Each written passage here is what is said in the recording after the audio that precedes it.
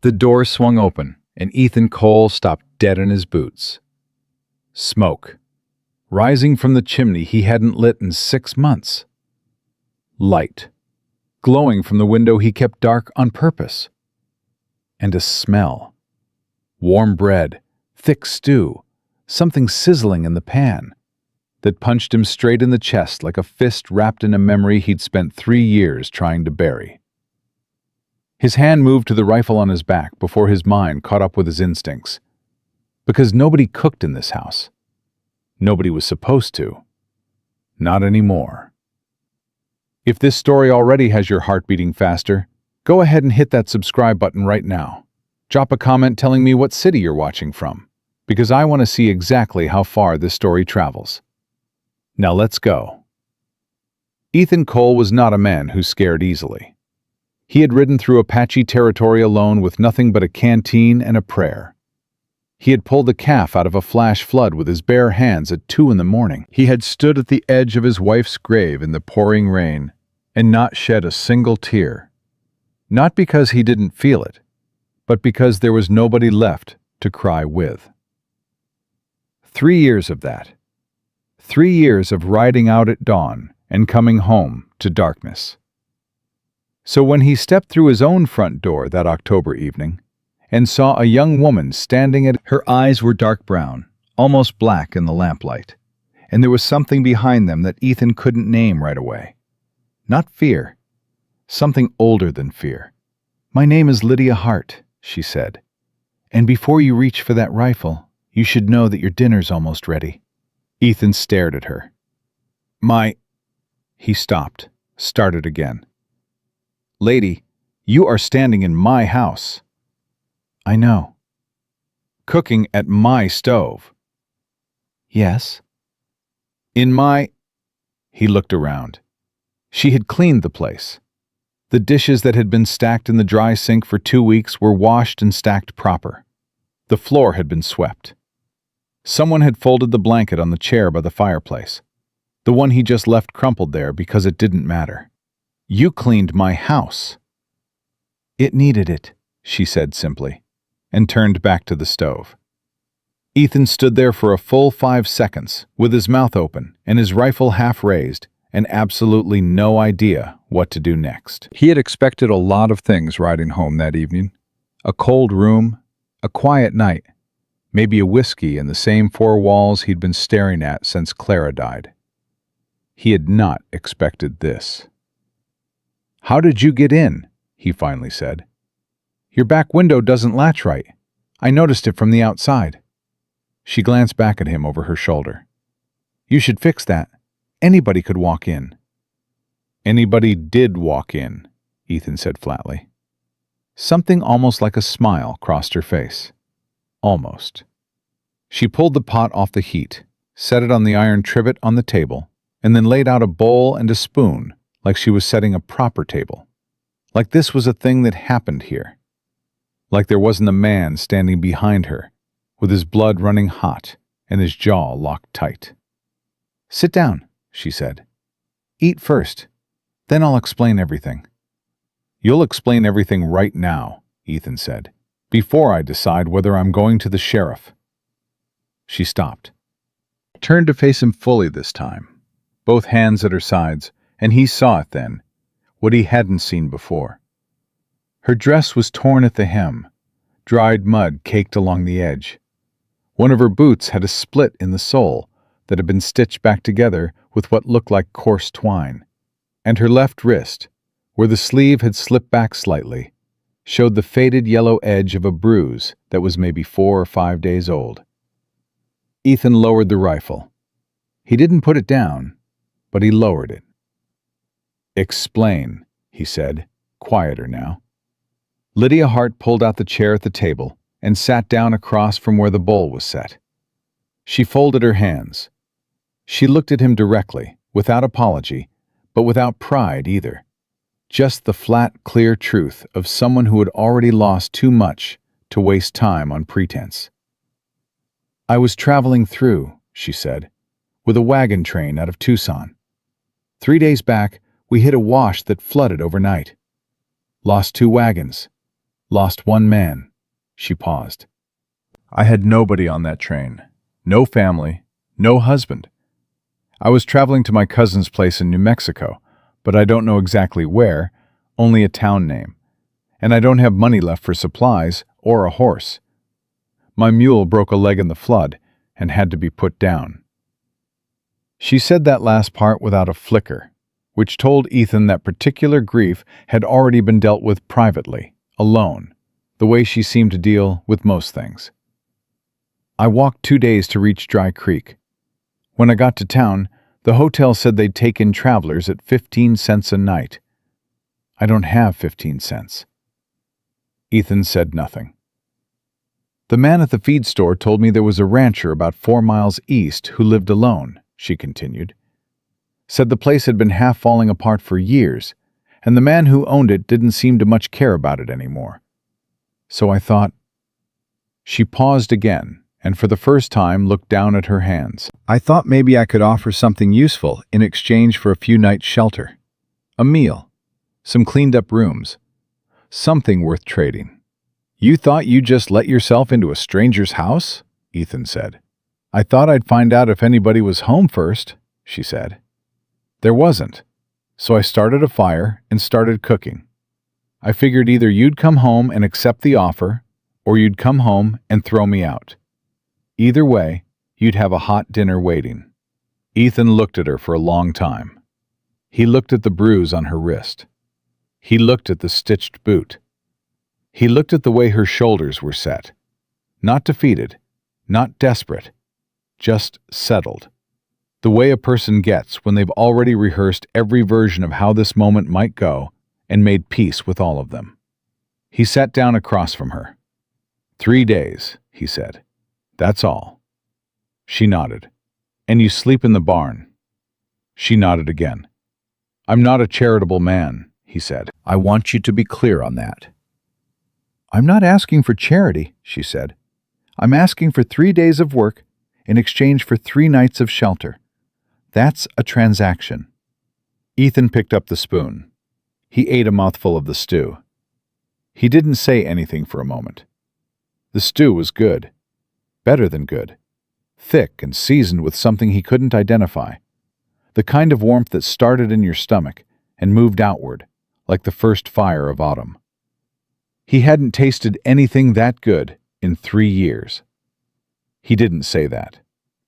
Fine, he said. 3 days. She was up before him the next morning. That was the first thing that surprised him, that he heard sounds from the kitchen before daylight. The scrape of the fire poker, the clink of the pot. And he lay in his bed for a moment in the dark, and his body did something it hadn't done in a long time. It relaxed. Not much, but some. By the time he pulled his boots on and walked to the kitchen, she had coffee on and was standing at the window looking out at the yard, with her arms crossed and her face still, reading something in the light that he couldn't see. Morning, she said, without turning. He poured himself a cup. You always up this early? On a working ranch? You have to be. She turned from the window. Your east fence line, the one running past the dry creek bed. About 60 yards of it is down. Ethan looked at her over the rim of his cup. You walked the fence line? Before dawn. She said it like it was obvious. Couldn't sleep anyway. Your chickens haven't been laying because the coop's got a gap in the back wall where something's been getting in at night. Probably a weasel. Your water trough by the barn has a crack running about 4 inches along the base. It's not broken through yet, but it will be by winter if it freezes. Ethan set down his cup very slowly. How long have you been up? He said. About 2 hours. She pulled a chair out and sat. I made a list. She actually had a list, written on the back of a torn piece of brown paper in neat, precise handwriting.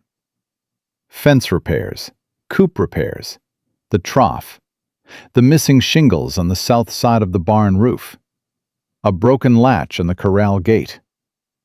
The garden plot behind the house that had gone completely to weeds. Ethan stared at it. "You made a list of everything wrong with my ranch?" he said. "I made a list of what needs doing," she said. "There's a difference." He looked up at her.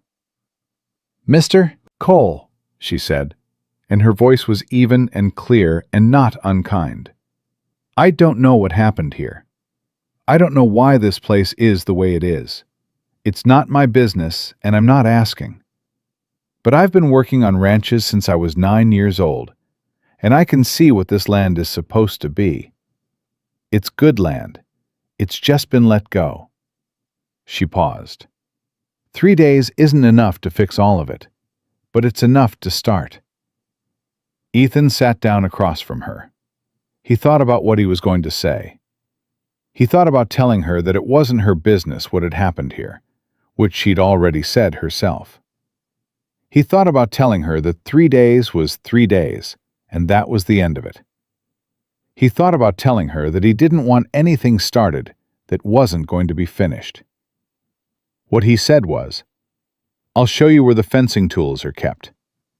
She worked like she'd been born to it. That was the thing Ethan couldn't quite reconcile. The way she moved through the physical labor of the ranch, with a quiet efficiency that reminded him, against his will, of someone who knew exactly what each task demanded before she started it. She didn't ask for help, and she didn't complain, and she didn't do the thing he half expected, which was to make a show of working hard so that he would notice. She just worked. Like it was for her own reasons. Like the ranch itself was the thing she was answering to, not him. He caught himself watching her from across the yard that first afternoon, hammer in her hand, driving nails into the fence posts with clean, sure strokes. Not the tentative swings of someone learning, but the practiced rhythm of someone who'd done it 1,000 times before. He walked over. "Where'd you learn to do that?" he asked. She didn't look up from the nail. "My father's ranch, outside of Flagstaff." Strike. "We had about 200 acres, ran cattle, sheep for a while." "Had?" he said. She drove the last nail home, stood up, pushed the hair back from her face, looked at the fence line ahead. "Had," she confirmed, and moved to the next post. Ethan stood there a moment. "You want to talk about it?" "No," she said simply, and kept walking. He followed her. He didn't know exactly why. It wasn't that he felt sorry for her, or it wasn't only that. It was something else, something more complicated. The uncomfortable recognition of a particular kind of silence he knew from the inside. "My wife died," he said, 3 years back." Lydia stopped walking. She didn't turn around. "I'm sorry," she said. "Fever. It came fast. Went faster. I was out on a cattle drive, 4 days away. By the time I got the message and rode back, it was—" He stopped. The words still didn't come any easier for the practice. "There wasn't much left to come home for. I kept the ranch going because what else was there to do? But I stopped caring much about it." She turned around then. She looked at him for a long moment. "That makes sense," she said quietly. He'd expected something different. Sympathy, maybe. Or the uncomfortable reassurances people gave, the "she's in a better place" and "time heals" kind of words that always landed like rocks. But she just said it made sense. And somehow, that night she cooked again. She hadn't asked. She hadn't announced it. He came in from the barn after dark, and the smell hit him again. This time, it was fried eggs and salt pork and fresh biscuits. Simple fare, but hot and ready. And she was already eating her portion at the table when he sat down. "You don't have to do this," he said. "I know," she said. "I'm not asking you to cook every night." "I know that too." She looked up. "I like to cook. It gives me something to do in the evenings." A pause. And you look like a man who hasn't had a proper meal in longer than 3 days." He didn't answer that. He ate. The silence between them was strange. Not uncomfortable, exactly, but charged, like the air before a thunderstorm. Like they were both aware of something building that neither of them had named yet. "Tell me about the land," she said after a while. "Before. What it was like when you first came here." He looked at her. "Why?" "Because the way a man talks about his land before it went wrong tells you what it could be again," she said. Something shifted in Ethan's chest. Something uncomfortable and warm in equal measure. He looked down at his plate. "There was a creek that ran year-round along the north border," he said slowly. "Not anymore, mostly. But it used to. Clara planted apple trees along it. 4 of them. I don't know if they're still alive. I haven't walked up that way in—" He stopped, looked out the window at the dark. "A while." Lydia said nothing. "The south pasture held good grass," he said, "before the dry years. It could again, probably, with the right management." He paused. "I had 12 head of cattle when I first built this place. Down to 4 now. Lost some to drought. Sold some when I needed cash. Couldn't bring myself to care enough to build the herd back up." "But you care now," she said quietly. "A little." He looked at her sharply. "What makes you say that?" "Because you're talking about it in the present tense," she said. "Like it's still real." Ethan stared at her. He wanted to say something dismissive, something that would put the walls back where they belonged. Instead, what he felt was seen, like standing in an open field with nowhere to retreat to. He cleared his throat, stood up, pushed back his chair. "I'll fix the latch on the corral gate before bed," he said. And he walked out. On the morning of the second day, everything changed. He was in the barn when he heard hoofbeats coming up the drive, hard and fast, not the casual pace of a neighbor dropping in. He stepped out to see a rider coming in at a gallop, pulling up short in the yard in a spray of dust. It was Tom Briggs, who ran the small spread about 2 miles south. Tom's face was wrong, white around the edges. "Ethan," he said, his voice tight, "you hear what happened in town last night?" "I haven't been to town," Ethan said. "Jed Holloway's place." Tom leaned down from the saddle. "Somebody served him papers yesterday afternoon. County marshal came and everything. Says he owes back debt on his land title. Some banking claim from 5 years back he never knew about. They gave him 30 days to settle the debt or vacate." Ethan felt something cold move through him. "That's not right. Jed's had that land since 1879, Tom said. "I know. Everybody knows. But the papers are legal, or they look legal. Jed showed them to a lawyer in town, and the man couldn't find a clear reason to dispute them." Tom glanced toward the house. He noticed Lydia standing in the doorway, and his eyes went back to Ethan, questioning. "She's working here for a few days," Ethan said shortly. "What else?" "Word is there's a man in town. Came in 2 days ago, staying at the hotel. Name of Victor Hale." Tom said the name like it tasted bad. "He's got men with him, 3 or 4 at least, and he's been buying drinks at the saloon and asking questions about who owns what land in the county, what the water rights look like, where the railroad's planning to come through." A pause. "He's a speculator, Ethan, the land grab kind, and Jed's place is just the first." Ethan said nothing for a moment. "What's Jed going to do? What can he do? He's got a wife and 2 kids. He doesn't have the money to fight it in court." Tom shook his head. "I'm riding to warn whoever I can today. I figured you should know, since your land's worth something, sitting right where it does between the 2 water sources." Ethan looked across the yard.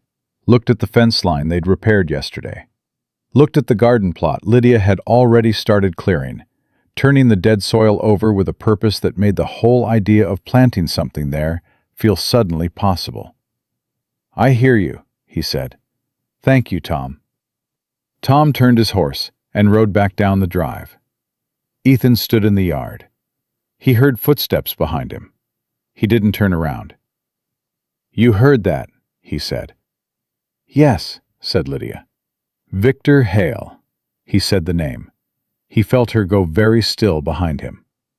He turned. Her face had changed. Whatever careful neutrality she kept there, whatever measured distance she'd been holding, was gone. In its place was something hard and raw and old, like a scar suddenly exposed. "You know that name," Ethan said. It wasn't a question. Her jaw was tight. Her eyes were fixed somewhere past him, past the yard, past the fence line. "Yes," she said. Her voice was flat, controlled. The kind of control that comes from having already been through the fire and learning to live right next to the heat. "I know that name." The silence stretched. "Tell me," Ethan said. She looked at him, and for the first time since she'd appeared in his house, Lydia Hart looked not broken, never broken, but cracked through in the way that things that have survived too much get cracked, where you can see right through to the hard, dark center of it. "My father's ranch," she said. "The one outside Flagstaff. The one I told you about." A long breath. Victor Hale took it. She told him at the table. She told him all of it. Not in pieces, not carefully, but in the flat, relentless way of someone reading a record. Someone who had organized the facts of a terrible thing into a shape they could carry. Her family had owned their land for 11 years. Her father, Daniel Hart, had built the place up from nothing. Dry land, dead soil, the same kind of stubborn nothing that becomes something when the right person refuses to give up on it. They'd had cattle, a good-sized garden, an orchard just starting to produce.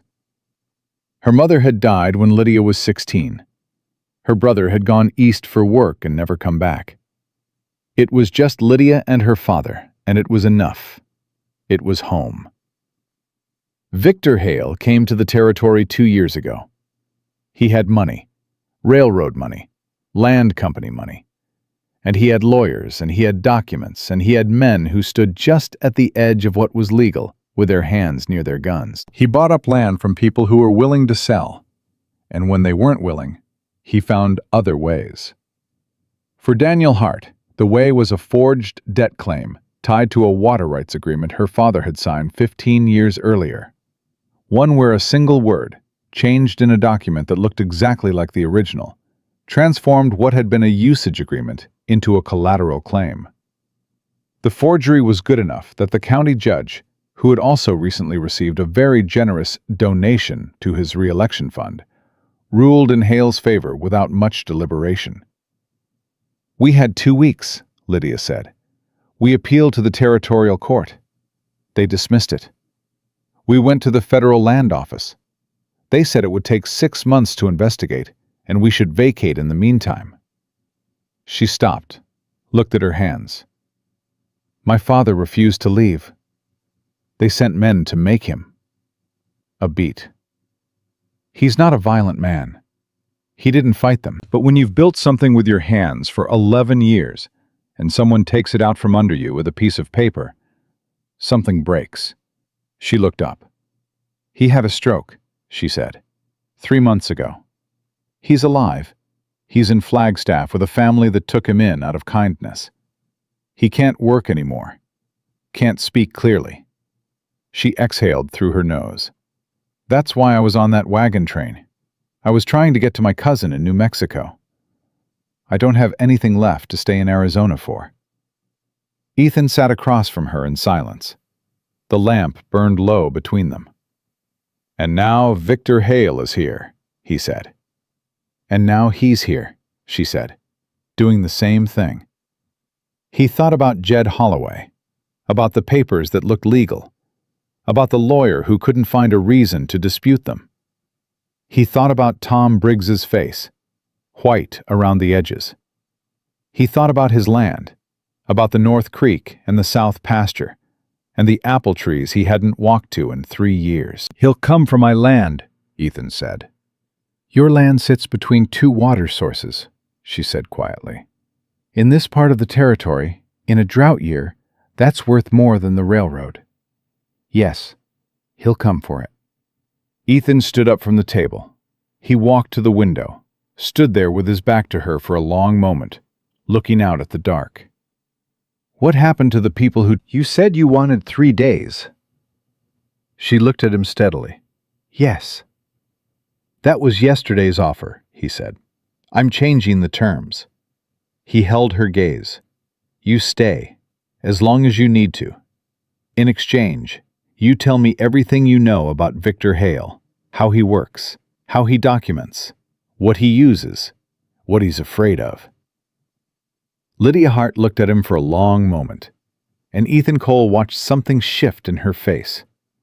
Not relief, not exactly. More like the particular stillness of someone who has been bracing for impact for so long that they've forgotten what it feels like to stand on solid ground. "All right," she said quietly. "All right," he said. He turned back to the window. Somewhere out there in the dark, on the road between Dry Creek and whatever town Victor Hale had just come from, the next chapter of something was already moving toward them. Ethan Cole didn't know yet what he was going to do about it. But for the first time in 3 years, he felt something he hadn't expected to feel again. He felt like fighting. Ethan didn't sleep that night. He sat in the chair by the cold fireplace long after the lamp burned out, turning the same thought over and over in his mind, the way a man works a splinter with his thumb. Not to fix it yet, just to know exactly where it is, exactly how deep it's gone. Victor Hale was in Dry Creek, and Lydia Hart had been running from him for 3 months. He wasn't sure which of those 2 facts sat heavier. By the time the first gray light came through the window, he had made up his mind about exactly one thing. He needed to go to town. He needed to see this man with his own eyes. Because Ethan Cole had lived long enough to know that what people feared was almost never as simple as the shape they'd been given to fear it in. And he needed to know what he was actually dealing with before he decided what to do next. He found Lydia already in the kitchen when he came out. Same as yesterday, coffee on, standing at the window. "I'm riding to town," he said. She turned.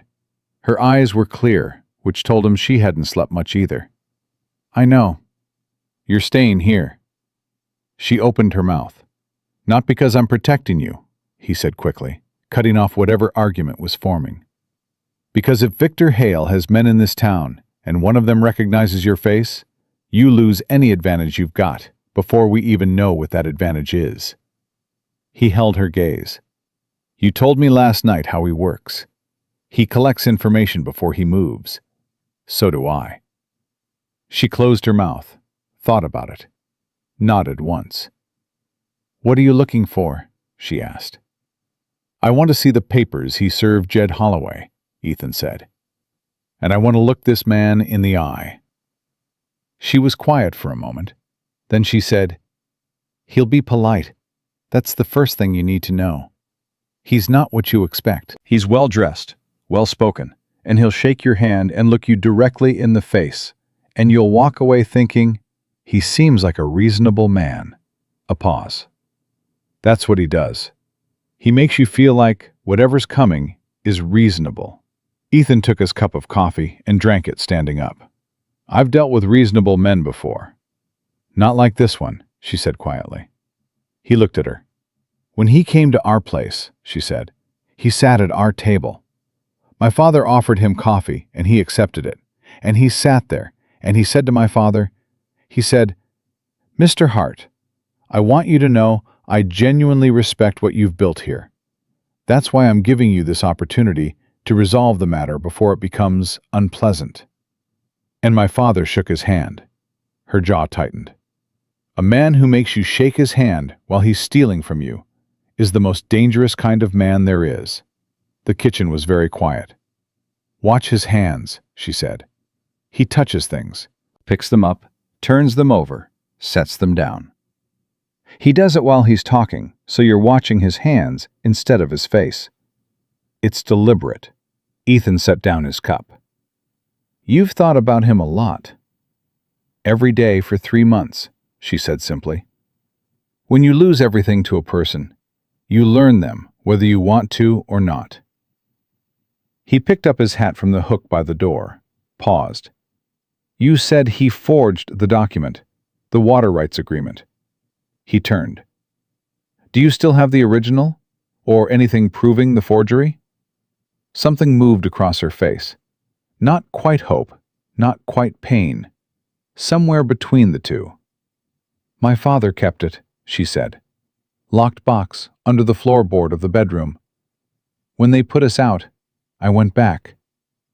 A beat. The box was gone. Ethan absorbed that. He had men take it. "Before we even appealed," she said. "He was thorough."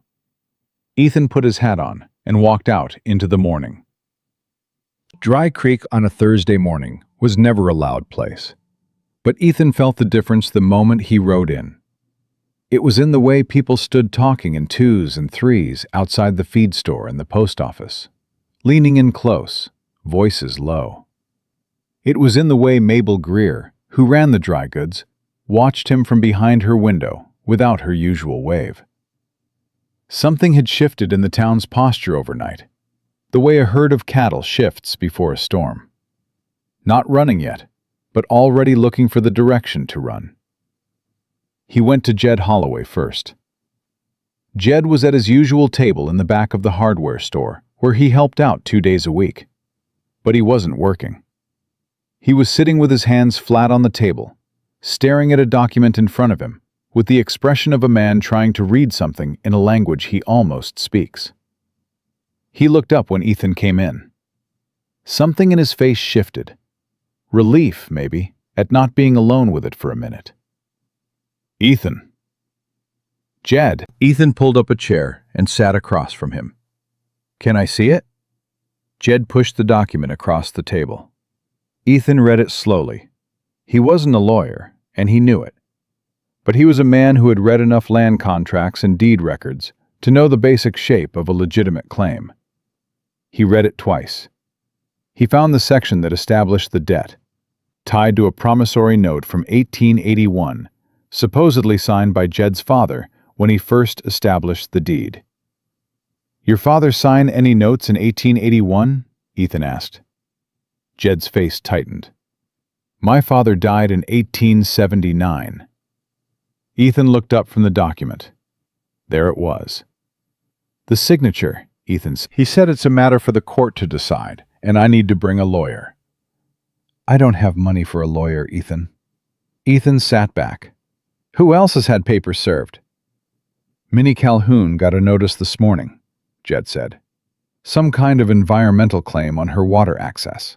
And I heard Pete Reyes is getting visited this afternoon." He paused. "It's not random. He's going after the places with the best water access first. Anything near a natural source." Ethan thought about what Lydia had said. Your land sits between 2 water sources. Has anyone talked to this man directly? He called it an opportunity. The word landed exactly the way Ethan expected it to. He stood up. "Don't sign anything," he said. "Not one thing. Not even an acknowledgement of receipt. You understand me?" Jed looked up at him. "You know something about this man?" "Enough," Ethan said. "I'll be in touch." He found Victor Hale at the hotel, which was also the best saloon in town, which wasn't saying much, but Hale had clearly decided to make it work. He was at a corner table with 2 men who sat at angles to each other, in the way that men sit when their primary job is to watch the room. Hale himself was turned toward the window, reviewing papers, a cup of coffee at his elbow, and he looked, exactly as Lydia had described, like a reasonable man. Well-dressed, composed, the kind of careful, groomed quality that money and patience build together. He looked up when Ethan walked in, and he smiled. "Good morning," he said pleasantly. "You look like a man with something on his mind." "I'm Ethan Cole," Ethan said. "I have land 4 miles east." "Ah." Hale set down his paper. "I've been meaning to write out your way, Mr. Cole. Your property came up in my research. Interesting parcel. Good elevation. 2 natural water sources in close proximity." "My land's not for sale," Ethan said. "Most things aren't," Hale said smoothly. Ethan held the man's gaze for a long moment, and he did what Lydia had told him to do. He watched his face, not his hands, and what he saw in Victor Hale's face was the most dangerous thing a man could carry. Patience, the kind that had never yet been beaten. "I'll be watching," Ethan said. "Whatever you're doing in this county, I'll be watching it." Hale tilted his head slightly. "I would expect nothing less from a conscientious landowner." A pause. He set the cup down very gently.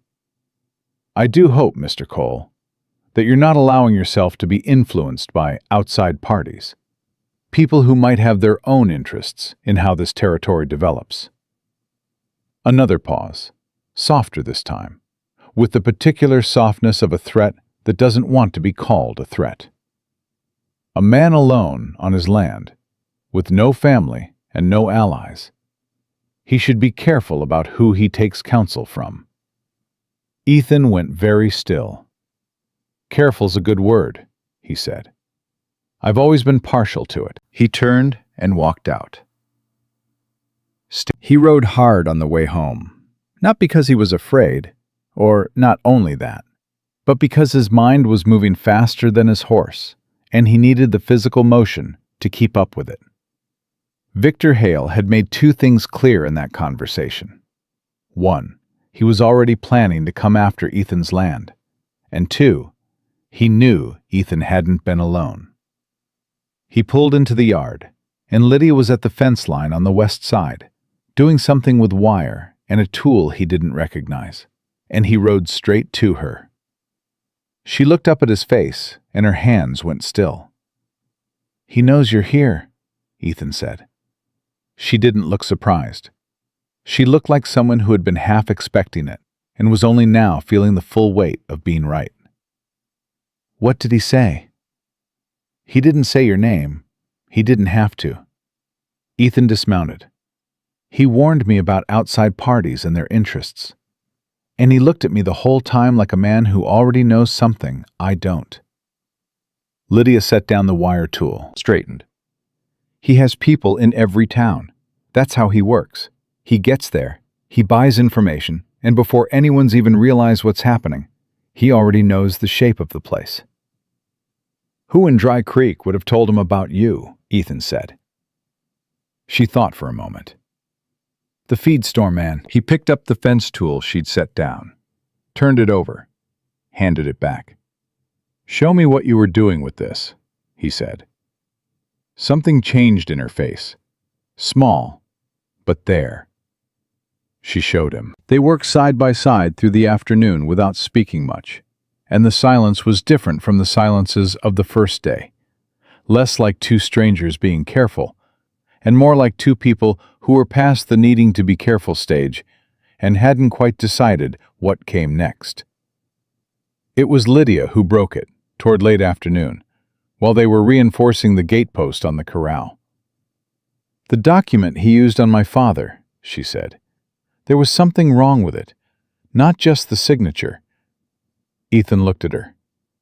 "The notary seal," she said. "Every legal document in the territory gets a specific county seal, depending on which court processes it. The seal on ours was for Maricopa County. But the water rights agreement it supposedly referenced was filed in Yavapai County in 1871. A document modifying a Yavapai filing would have to be notarized in Yavapai, not Maricopa. She paused. I didn't realize it until months later, when it was too late. Ethan was quiet for a moment. If Jed's paper has the same kind of error, it might not be the same type, she said. He's careful. He learns from what's worked before and changes what didn't. But there will be something wrong with it. There always is with forged documents. You just have to know what you're looking for. A pause. The problem is, knowing what to look for and having someone who can testify to it in court are two very different things. Are there people in the territory who can? Ethan said. Land record specialists. Someone who'd know a forged notary seal or a wrong county stamp? Yes, she said. There's a man in Prescott, former federal land office examiner. His name is Aldridge. She hesitated. But getting to Prescott, getting him to come here, building a case before Hale has time to move the legal process forward, that's a matter of weeks at most, probably less. Then we move in days, Ethan said. She looked at him. You're serious? You told me yesterday my land's worth fighting for, he said. You told me Jed Holloway's worth fighting for. You think I rode into town and looked that man in the face just to come home and do nothing? A beat. You barely know Jed Holloway, she said carefully. No, Ethan said, but I know what it is to have land and lose the thing that made it matter. And I am not going to watch that man do to Jed and Minnie Calhoun and Pete Reyes what... He stopped, started again, quieter. What somebody should have stopped from happening to your father. The evening air sat between them very still. Lydia turned back to the gatepost. She drove the last nail clean and true. Aldridge, she said again, in Prescott. If anyone could establish the forgery in front of a territorial court, it's him. Could he be reached by wire? Maybe, if the telegraph office in town would send the message. Write it tonight, Ethan said. Everything you know about the Flagstaff documents, the seal discrepancy, the signature timeline, everything. I'll write it to the telegraph office at first light. She was quiet for a long moment. Ethan, she said, and his name in her mouth was careful, like she was handling something that might break if she wasn't paying attention. Why are you doing this? You don't know me. 3 days ago, I was a stranger in your house. He didn't answer right away.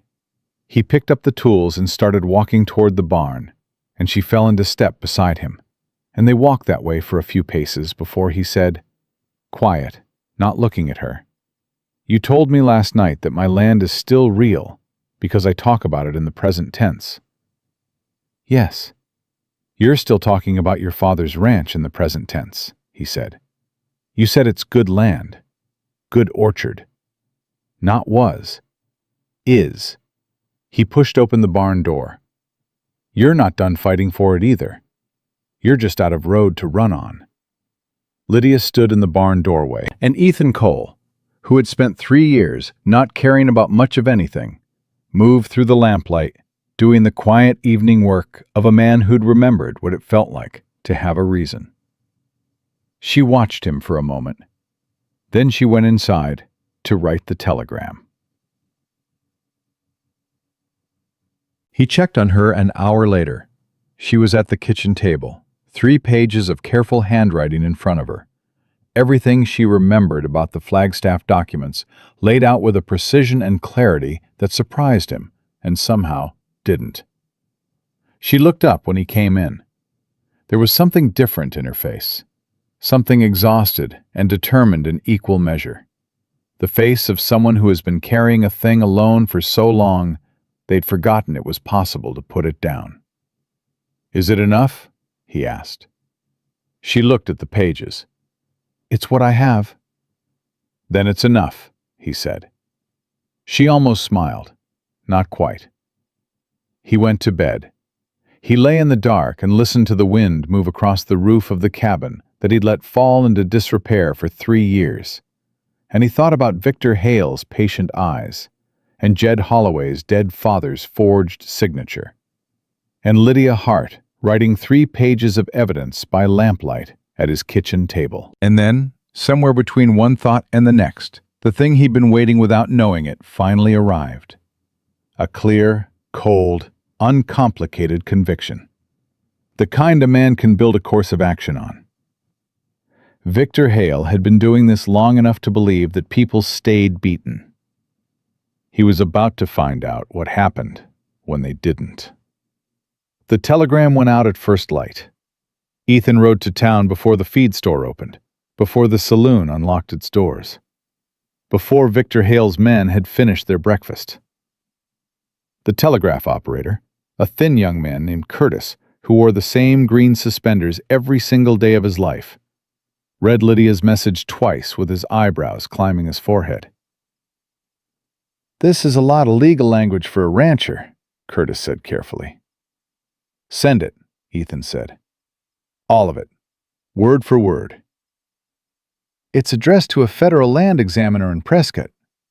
"Send it," Ethan said again, and put the money on the counter. Curtis sent it. Ethan rode home faster than he'd ridden out, because the exposed feeling of being in town with Hale's men watching the street from the saloon porch had sat badly in his stomach. One of them, a broad man with a gray coat and a hat pulled low, had watched him walk into the telegraph office, and watched him walk back out with a kind of deliberate attention that wasn't quite threatening, but was meant to feel close to it. Ethan had looked straight back at him. The man had looked away first. Small victory. He'd take it. When he got home, Lydia had the garden plot half cleared.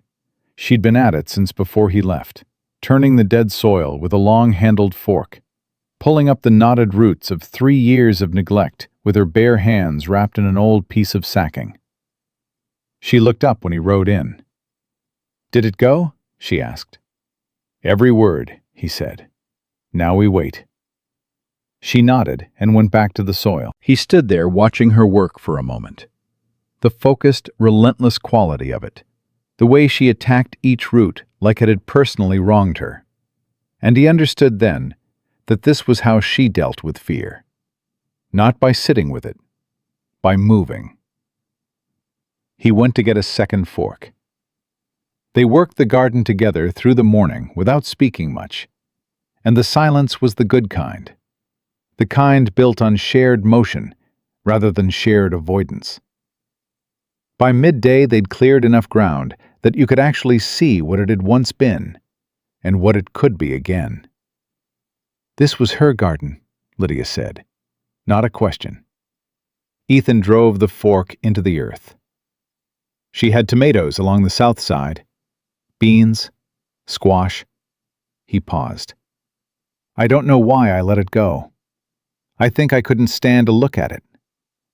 "That's not hard to understand," Lydia said. "No," he said. "But I let it go too long. 3 years of too long." He looked at the cleared ground. "It's going to take more than seeds to get something growing this late in the season." "Not tomatoes," she said. "Too late. But winter squash, planted right now, in good soil, with the right water. You could have something by early November." She crouched down, picked up a handful of earth, rubbed it between her fingers. "The soil's not as dead as it looks. There's something still in it." She looked up at him with a half smile.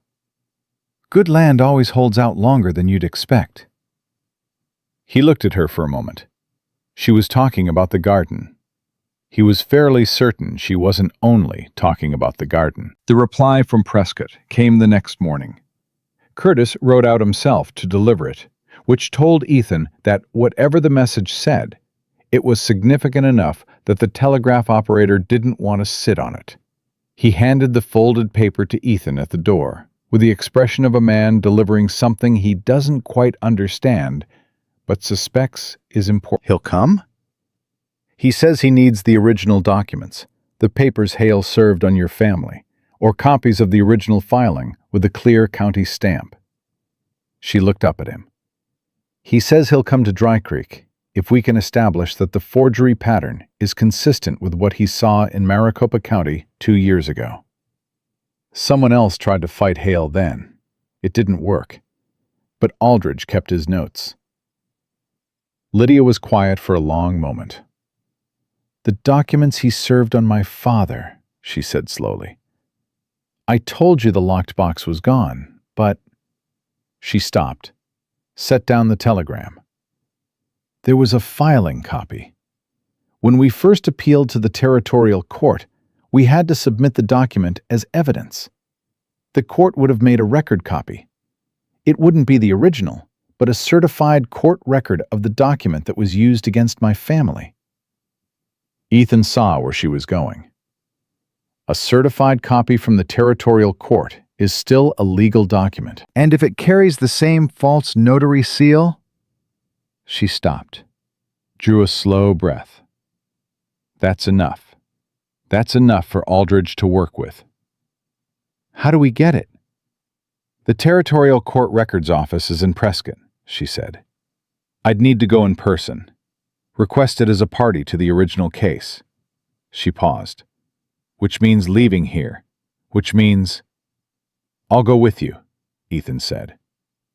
She looked at him with that measuring look she had, the one that wasn't quite suspicion and wasn't quite surprise.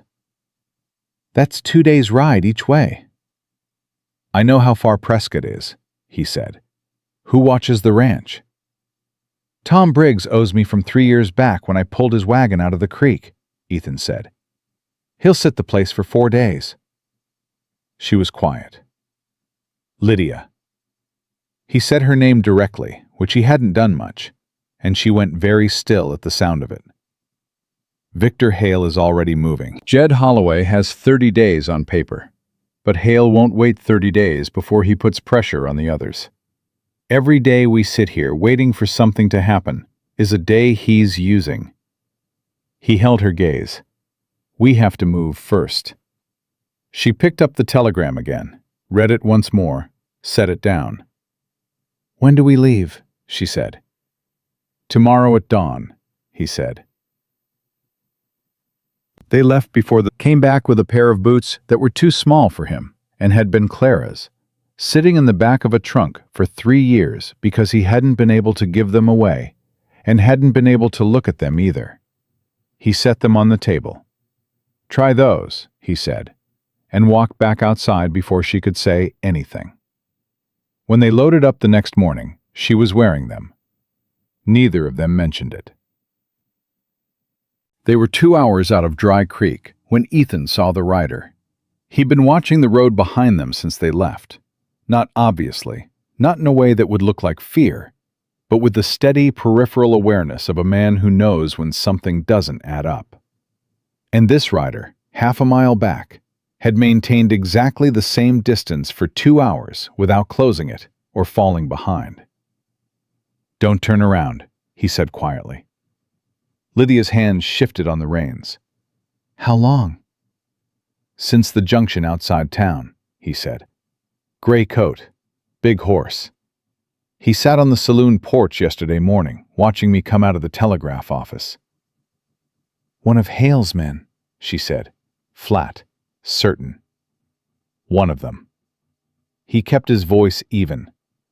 Which means Hale knows we're going somewhere. He doesn't know where. He sent someone to find out. What do we do? Ethan thought for a moment. He knew the road to Prescott.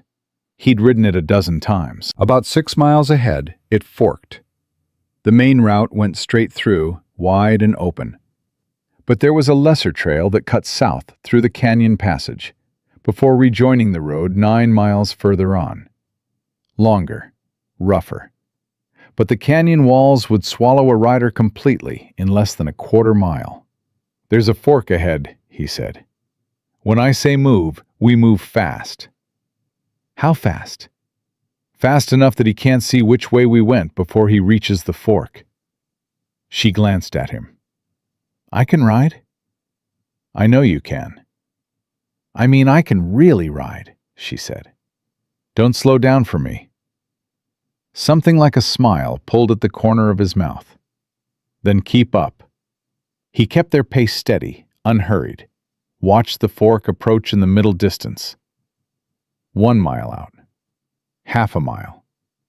He measured the follower's position in the back of his mind. Still the same distance, still patient, still waiting to see.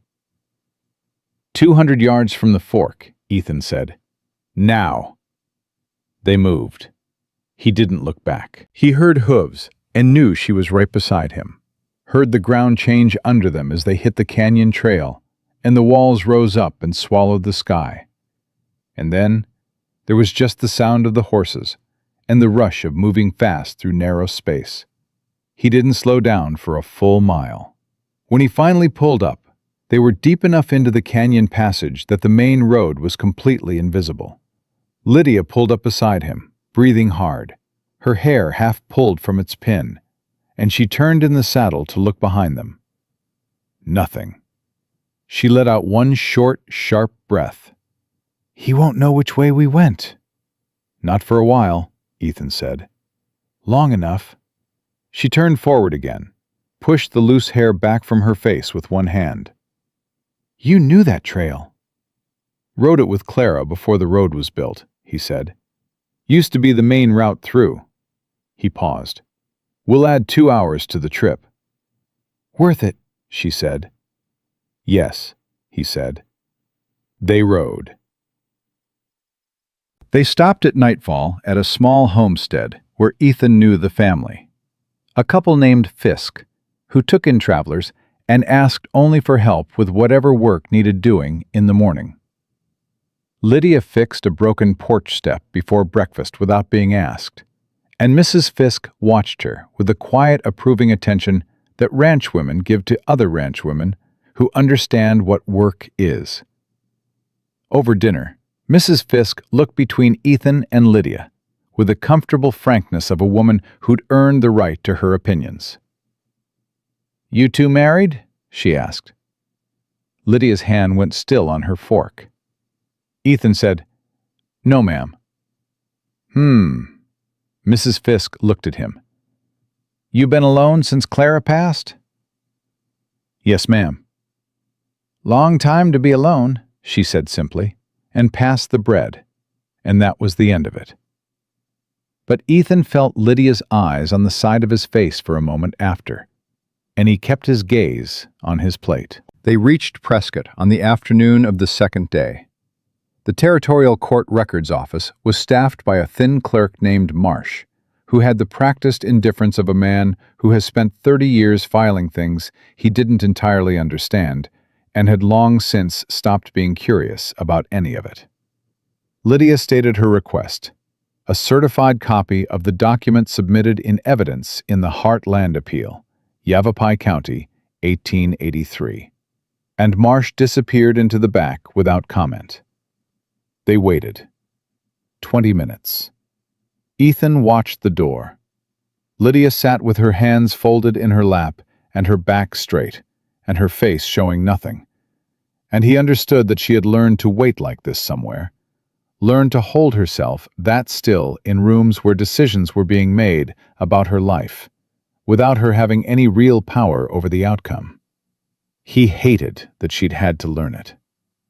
Marsh came back. He set a document on the counter.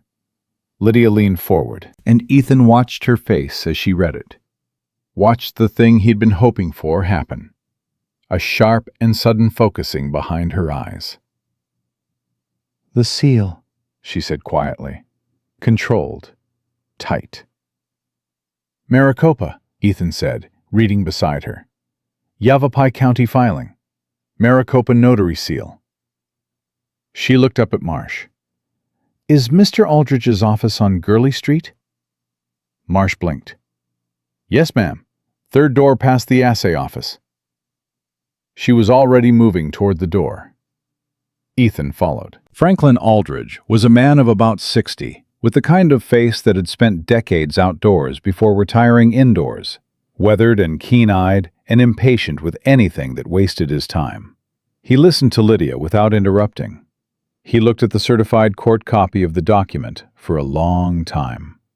Then he put it down on his desk and said, I've seen this seal before. Lydia and Ethan both went very still. Not this exact document, Aldridge said, but this seal. This specific notary stamp. Look at the registration number beneath it. 1147. He opened a drawer, pulled out a folder, leafed through it with practiced hands. Put a paper in front of them. This is from a Maricopa County case from 1881. Different property, different county, different forged debt claim. Same stamp number. He tapped it. A notary seal number is unique and permanently assigned. This stamp, 1147, was issued to a notary in Phoenix who retired in 1879 and whose seal was reported stolen from his estate after his death. He looked up. Victor Hale has been using a dead man's stolen notary seal on forged documents for at least 4 years. The room was completely silent. Lydia's breath came out in one long, controlled exhale.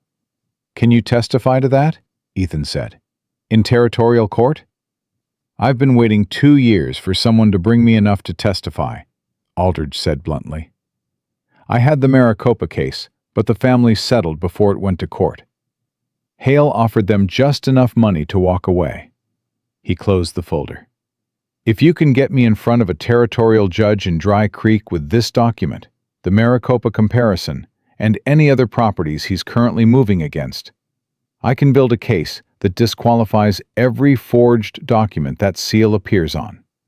He paused. "Every single one." Ethan looked at Lydia. She was looking at the document, and on her face was something he hadn't seen there before. Not relief, not yet, but the first real edge of something that might become it. Like the first crack of light under a door that's been shut for a very long time. "My father's land," she said quietly. "If the document that took it carries the same seal..." "Then the legal basis for the claim against your father's property was fraudulent," Aldridge said. "Which means the ruling can be challenged." He paused, and his voice was measured, not promising more than was real. "It won't be simple. It won't be fast, but it's possible." Lydia sat with that for a moment. Ethan watched her and didn't say anything, because this wasn't a moment for anything he could say. She straightened, lifted her chin. "When can you come to Dry Creek?" "Give me 2 days to prepare my documentation," Aldridge said. "I'll ride out after." "We need you there before Hale has time to move the process forward on the current claims," Ethan said. "He's already served papers. He'll apply for a court date within the week." "Then I'll come in one day," Aldridge said, without drama. "I'll leave tomorrow morning." He stood, shook Ethan's hand. Then he looked at Lydia, at this woman who had walked into his office with 3 years of loss sitting in her eyes, and the specific, hard-won precision of someone who had learned every detail of the thing that destroyed her. And he held out his hand to her, too. "Your father built something worth protecting," he said. "I'm sorry it took this long for someone to help you protect it." Lydia shook his hand. She didn't trust her voice enough to answer. They were back on the road within the hour. Ethan set the pace hard and steady, because they needed to be back in Dry Creek ahead of Aldridge, ahead of whatever Hale was doing with the time they'd been away, ahead of the next move on a board that was moving faster now. They rode mostly in silence, but it was a different silence, charged with something forward-moving, something that had a direction to it now. It was Lydia who spoke first, about an hour out of Prescott. "When we were in Aldridge's office," she said, "when he said my father's land could be challenged..." She stopped, reorganized. "I want you to know, I came to your ranch because I needed shelter for 3 nights. That was the truth." She paused. "But I stayed because I thought I might be able to help. Because when Tom Briggs said Victor Hale's name in your yard, it wasn't an accident for me." Nothing about this has been entirely an accident. Ethan rode beside her for a moment. "You think you came to my ranch for a reason," he said. "I think I ended up in the right place," she said carefully. "I'm not always sure reasons are things a person has ahead of time." She glanced at him sideways. "Sometimes you just keep moving until you're somewhere the ground holds." He thought about that. He thought about his empty house, and the smoke from the chimney, and the smell of warm bread that hit him in the chest like a fist wrapped in memory. He thought about her making a list of everything wrong with his ranch and handing it to him like a gift. "Lydia," he said. "Yes?" He kept his eyes on the road. "I'm glad you didn't leave after 3 days." The quiet stretched between them for a beat. "So am I," she said. They rode hard. Behind them, Franklin Aldridge was already pulling files from his drawer and building the case that could bring Victor Hale's entire operation down around him. And ahead of them in Dry Creek, Hale himself, patient, thorough, practiced at this, had no idea that the woman he'd driven off her land in Arizona had spent 3 months turning herself into the exact instrument of his undoing. He was about to find out. They rode into Dry Creek 2 hours before sunset and knew immediately that something had moved while they were gone. It wasn't one thing. It was the accumulation of small things. The way the main street felt tighter than when they'd left. The way 2 men Ethan didn't recognize stood outside the hotel with a particular stillness of people whose job is to be seen standing there. Tom Briggs was waiting in the yard when they reached the ranch, sitting on the porch steps with his hat in his hands and his face doing the thing it had done when he rode over to warn Ethan about Jed Holloway. White around the edges, carrying something he didn't want to carry. Ethan was out of the saddle before the horse fully stopped. "What happened?" he said. Tom stood up. "Hale moved fast while you were gone. He filed for an emergency court hearing, day after tomorrow. County judge is coming out from Tucson." He paused. "That's not the worst of it." Ethan waited. "He served 3 more ranchers yesterday," Tom said. "Pete Reyes, Minnie Calhoun, and Frank Dodd over on the East Ridge." He glanced at Lydia, who had dismounted and was standing at Ethan's shoulder. "And this morning, one of his men rode out here. Told me to tell you that Mr. Hale requests the courtesy of a meeting. Tonight, if possible." A beat. The way he said it, it wasn't quite a request. Ethan felt the muscle along his jaw go tight. "What time?" 7 o'clock, at the hotel. Ethan turned to Lydia. She was already thinking through it. He could see it in her face, the rapid internal calculation she did when the stakes shifted. "He knows we went to Prescott," she said quietly. "His man followed us to the fork, but he'd have sent word back regardless. Hale would have assumed Prescott and drawn his own conclusions." "He's moving the court date up to get ahead of whatever we're bringing back," Ethan said. "Jed, Pete Reyes, Minnie Calhoun, Frank Dodd.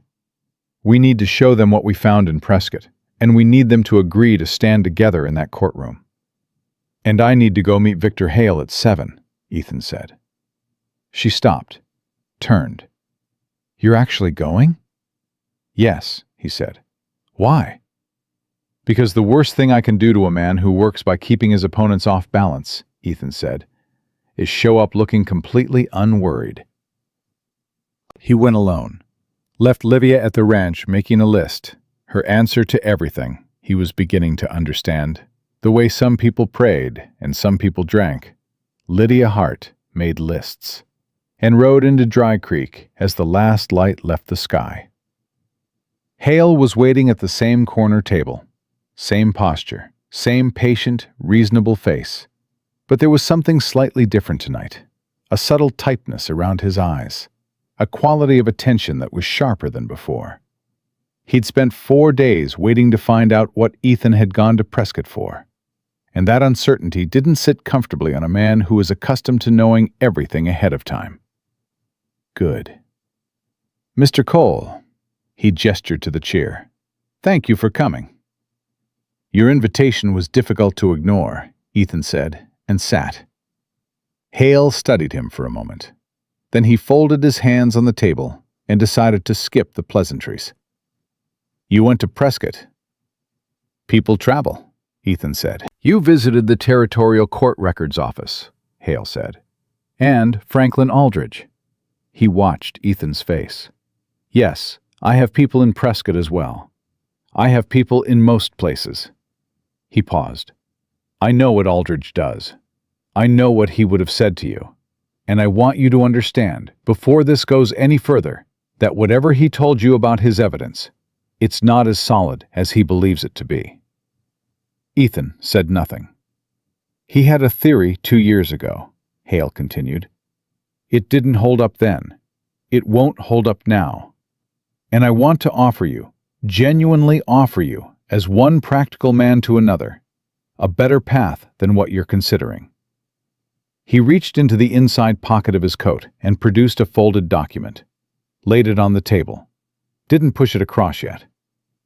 I am prepared to purchase your ranch at 140% of its assessed value. Cash, within the week. He paused. That is not a number I offer casually. Ethan looked at the document. He looked at Hale. Why my land? He said, specifically. Hale smiled. You know why. 2 water sources within a half-mile of your property line.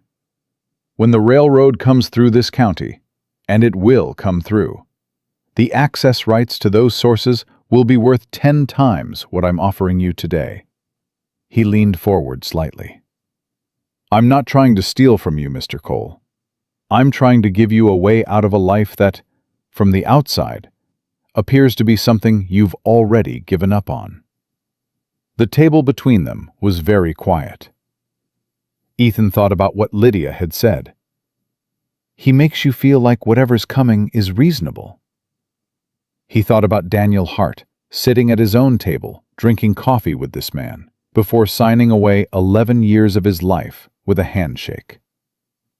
You made the same offer to the Hart family, Ethan said, in Flagstaff. Something moved through Hale's expression. Very small, very fast. I've worked in many territories. Daniel Hart, Ethan said. Flagstaff, 1883. Water rights agreement with a Maricopa notary seal on a Yavapai County filing. He watched Hale's face with the focused attention Lydia had taught him. Not the hands, the face. You want to tell me that seal number 1147 appears on your Dry Creek documents by coincidence? The air in the room changed. Hale's expression didn't collapse. It didn't crack. But it did what solid things do when the structure underneath them shifts. It held itself more deliberately. The way a wall holds when the foundation moves. Consciously. Carefully. I think, Hale said, very quietly, that you should be careful about making accusations you can't support. I didn't make an accusation, Ethan said pleasantly. I asked a question. He stood, picked up his hat. Day after tomorrow, in the county court, Franklin Aldridge is going to answer it for everyone. He put his hat on. Good evening, Mr. Hale. He walked out. His hands were steady, and his heart was hammering, and he didn't let either of those things show in how he moved through the door and across the street to where his horse was tied. He rode home fast, because there was still a lot of night left, and a lot of work to do before morning. They were all in Ethan's kitchen by 9 o'clock. Jed Holloway, with the document Hale had served him laid flat on the table like a piece of evidence, which it was. Pete Reyes, a quiet man of about 40, who spoke carefully and said little but listened to everything. Minnie Calhoun, who was 62 years old and had run her ranch alone for 8 years since her husband died, and who sat with her arms crossed and her expression suggesting she had been waiting for an explanation, and was prepared to be deeply unimpressed if it didn't satisfy her. Frank Dodd, whose property on the East Ridge was the largest of the group, and who came with the wariness of a man who'd been told to come to a meeting and wasn't sure who was running it. Tom Briggs stood by the wall with a cup of coffee. Lydia stood at the head of the table. Ethan noticed the shift in the room when she started talking. She didn't ask them to trust her.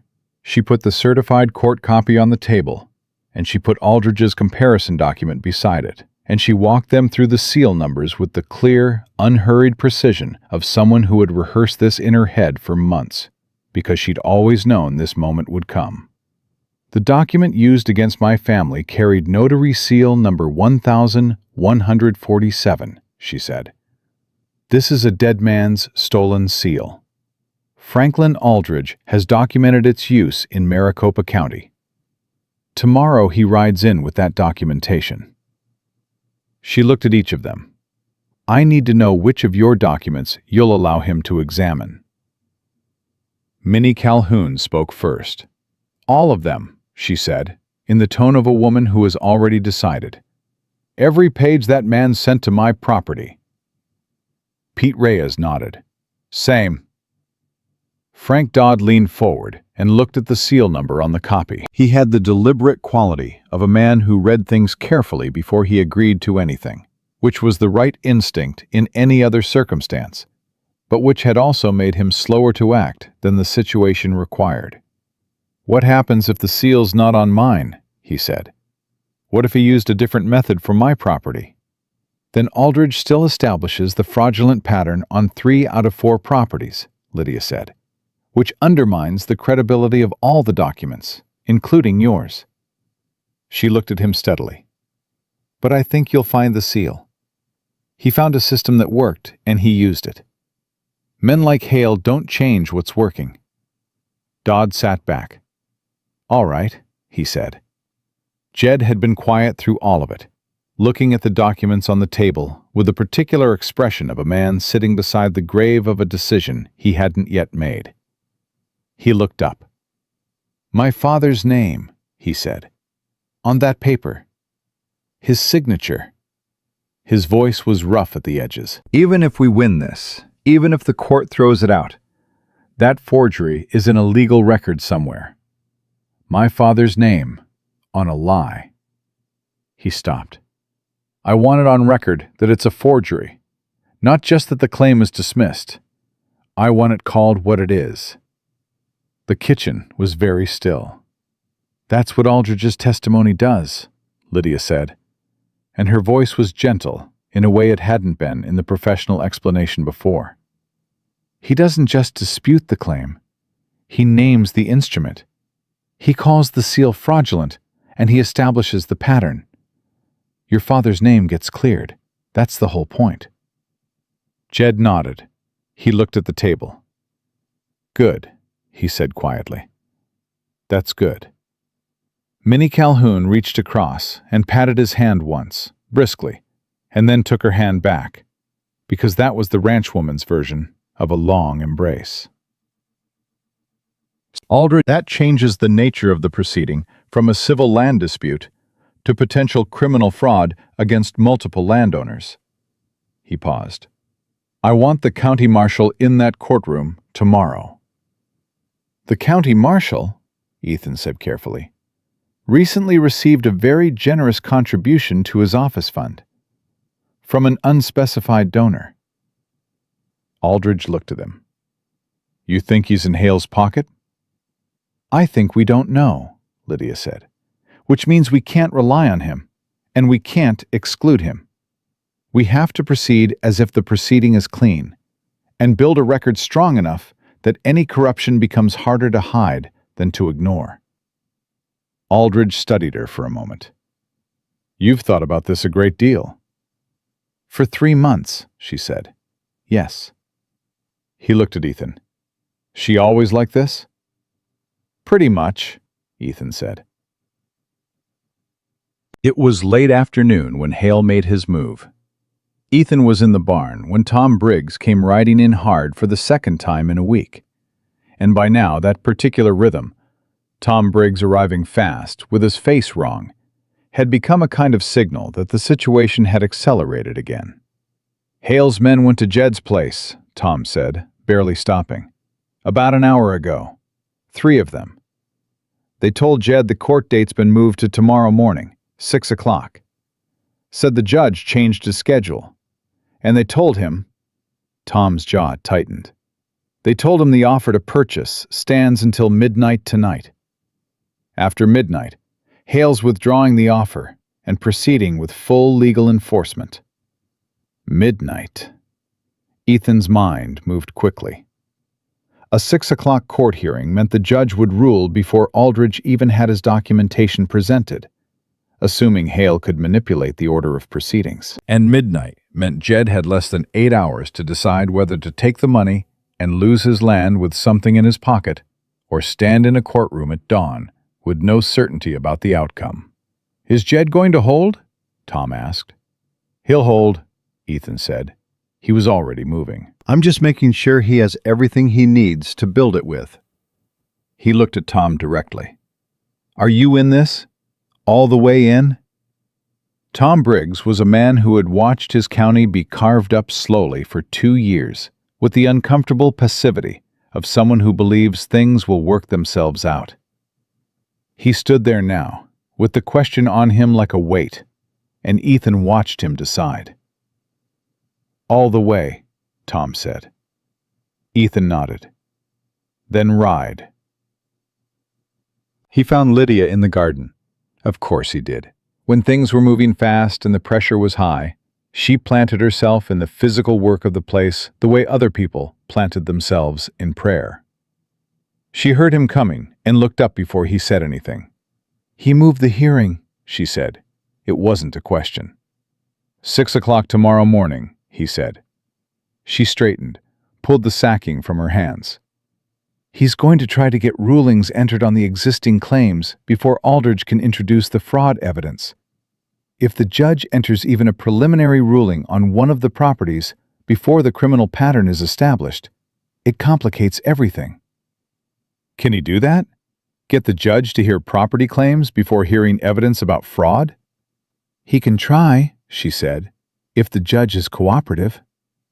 She was already thinking 3 steps ahead. He could see it. "We need Aldridge to file a formal motion tonight, requesting that the fraud evidence be entered before any property rulings. It has to be in front of the judge before tomorrow morning, so there's a paper record of the request that can't be ignored." "Aldridge is at the hotel," Ethan said. "Then we go to the hotel," she said. "Hale's men are at the hotel." "Then we go to the hotel. Carefully," she said. He almost smiled. "You're not afraid of much, are you?" She looked at him, and for a moment the composed, forward-moving efficiency dropped slightly, and he saw what was underneath it. Not the absence of fear, but the choice to operate despite it. The same choice made so many times it had become a kind of fluency. "I'm afraid of plenty," she said quietly. "I'm afraid my father won't recover. I'm afraid that even if we win tomorrow, the territorial process for recovering his land is going to take longer than I want to think about." She paused. "I'm afraid that I've dragged you into a fight that could cost you everything you have left." She met his eyes. "I'm afraid of that one most of all." The evening air sat between them. "You didn't drag me," he said. "I walked in on my own 2 feet. "Ethan." "Lydia." His voice was quiet and firm, and left no room for the argument she was building. "My land is my land, and my fight is my fight. And I decided that the morning I rode into town and looked Victor Hale in the face. That had nothing to do with you." He paused. "And everything you've done since you walked in my door, the fence line, the garden, the telegram, those 3 pages of notes you wrote at my kitchen table at 10 o'clock at night. None of that is a burden. Do you understand me?" She looked at him for a long moment. The way she looked at him, Not with the measuring caution of the first days, not with the careful professional focus she brought to the work, but with something direct and unguarded, something she hadn't shown him before because she hadn't been able to afford to. Hit him somewhere behind the sternum with a force he wasn't prepared for. "I understand you," she said. "Good," he said. "Now let's go find Aldridge." They went out the back way, skirted the main street, and came around to the hotel's side entrance, which Ethan knew from the years he'd delivered grain to the kitchen. Aldridge answered his room door in his shirt sleeves, with reading glasses pushed up on his forehead, and the look of a man who had been expecting exactly this kind of knock at exactly this kind of hour. Ethan explained the situation in 3 sentences. Aldridge had his jacket on before the 3rd sentence was finished. "I'll write the motion tonight. I'll need the county court clerk's name." "Harold Birch," Lydia said. "He's home by 8. If the motion is in his hands by 9, he has to log it before tomorrow's proceedings." Aldridge stared at her. "How do you know the court clerk's evening schedule?" "I asked the hotel cook when we came in," she said simply. Aldridge looked at Ethan. "Yeah," Ethan said. "All right," Aldridge said. "Give me 45 minutes." They waited in the hallway. Ethan leaned against the wall. Lydia sat on the small bench across from the door, with her hands in her lap and her eyes closed. Not sleeping, he knew by now, just thinking with her whole body still. After a moment, she said, without opening her eyes, "When this is over, whatever the outcome is, I want to go back to Flagstaff." He was quiet. "Not permanently," she said carefully. "Or, I don't know yet. But I need to see my father. I need to sit with him and tell him what happened here and tell him—" She stopped. "He needs to know someone fought back. Even if we don't get his land returned right away, he needs to know it wasn't the end of it." "We'll get his land back," Ethan said. She opened her eyes, looked at him. "You can't promise that."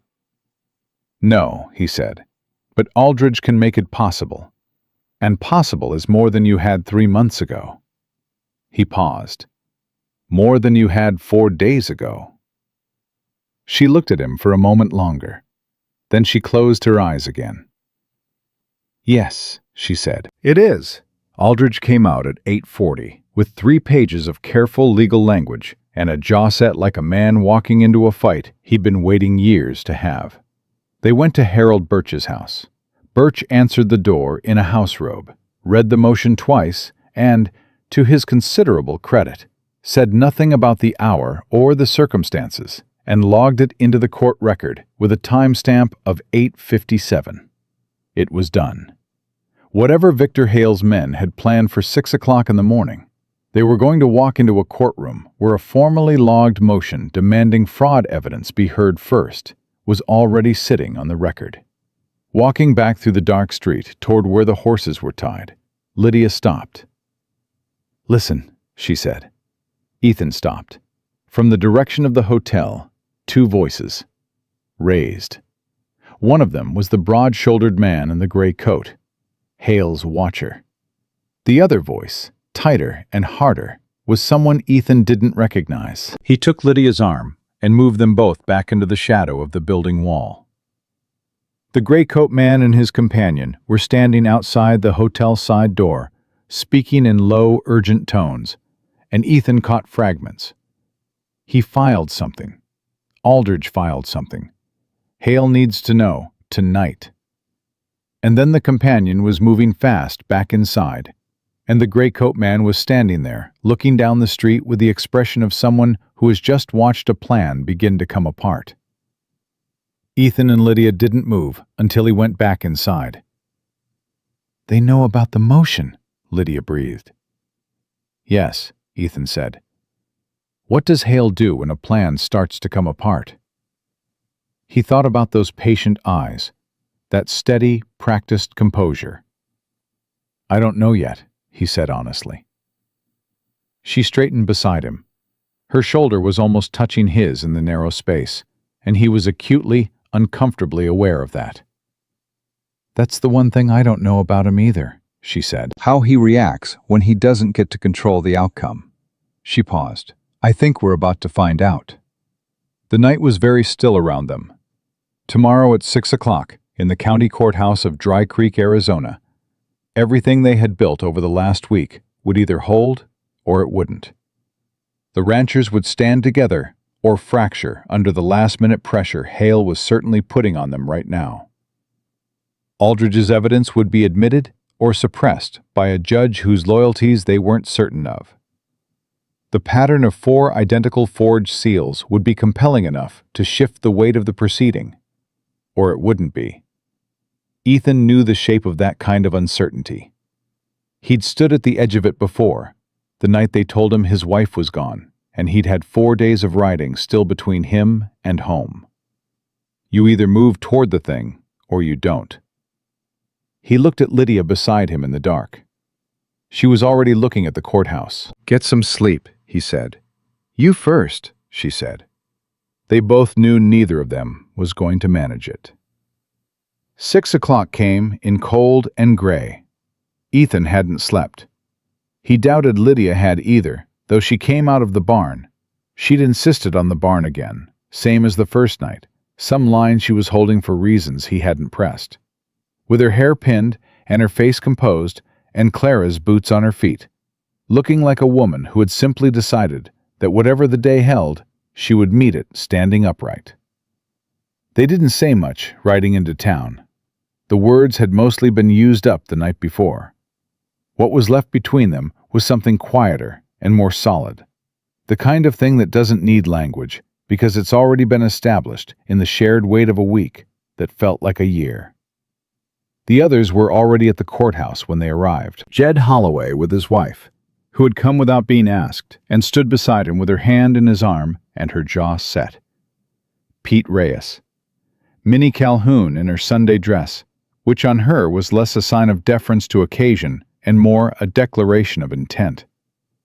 Frank Dodd, who had ridden in from the East Ridge before dawn. Tom Briggs, standing slightly apart with his arms crossed, watching the street. Aldridge was at the door with his document case, talking to Harold Birch, who had apparently arrived at the courthouse at 5:30 in the morning to ensure the motion was properly entered before proceedings opened. Ethan made a mental note to thank Birch properly when this was over. Hale arrived at 6:05. He came with his 2 men and his lawyer, a thin man from Tucson named Pratt, who carried a briefcase and moved through the room with the efficient confidence of someone accustomed to winning on procedural grounds. Hale himself looked, and this was the thing that put a cold thread through Ethan's chest, completely unrattled, composed, patient, like a man who had spent the night reconsidering his approach and had arrived at a new one. That was the dangerous version of Victor Hale, not the surprised version, the adaptive one. The judge was a heavyset man named Carey, who came out of his chamber at exactly 6:15 and looked at the packed room with the mild surprise of a man expecting a routine hearing and finding something considerably less routine. He read Aldridge's motion first. He read it for a long time. Pratt was on his feet immediately. "Your Honor, the motion is an attempt to introduce collateral material into a straightforward property claim proceeding." "Sit down, Mr. Pratt," Judge Carey said, without looking up from the motion. He finished reading, set it down, looked at Aldridge. "You're the examiner from Prescott?" "Franklin Aldridge, former federal land examiner. Yes, Your Honor." "And you're prepared to testify to the fraudulent nature of the notary instruments used in these claims?" "With documentation, Your Honor. Cross-referenced across 4 properties in this county and a prior case in Maricopa County." Pratt was back on his feet. "Your Honor, this is highly irregular. The claims before this court are—" "Mr. Pratt," the judge said, and this time there was something different in his voice, something that hadn't been there before. "I have read this motion. I have also, I will admit, been in contact this morning with the Federal Land Office in Prescott, who were good enough to confirm Mr. Aldridge's credentials and his prior documentation of this particular notary instrument. A pause that landed in the room like a stone in still water. This proceeding will hear the fraud evidence first. You will have full opportunity to cross-examine. Sit down. Pratt sat. Ethan felt Lydia beside him release a breath so controlled it was almost inaudible. He glanced at Hale, and there it was, the first real crack. Not in his composure, not entirely, but in the certainty behind his eyes. The patient confidence that had never yet encountered an obstacle it couldn't root around met something this morning it hadn't fully accounted for. It met Franklin Aldridge, with 3 years of files and a dead man's stolen seal, and a woman who had spent every day of the last 3 months. Aldridge testified for 40 minutes. He was precise and he was thorough, and he was the kind of witness that is most devastating, not because he is emotional, but because he is utterly, unshakably factual. He laid out the registration number. He produced the record of the original notary's death and the report of the stolen seal. He showed the Maricopa County comparison document. He walked the judge through each of the 4 Dry Creek claims. Seal number 1147. 4 times. 4 different properties. 4 different alleged debt instruments, each one dependent on a fraudulent notary certification to establish its legal standing.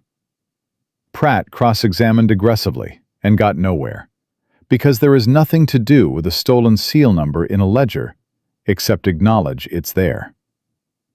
When Aldridge stepped down, Judge Carey looked at Hale for the first time directly. "Mr. Hale," he said, "do you wish to address the court?" Hale stood.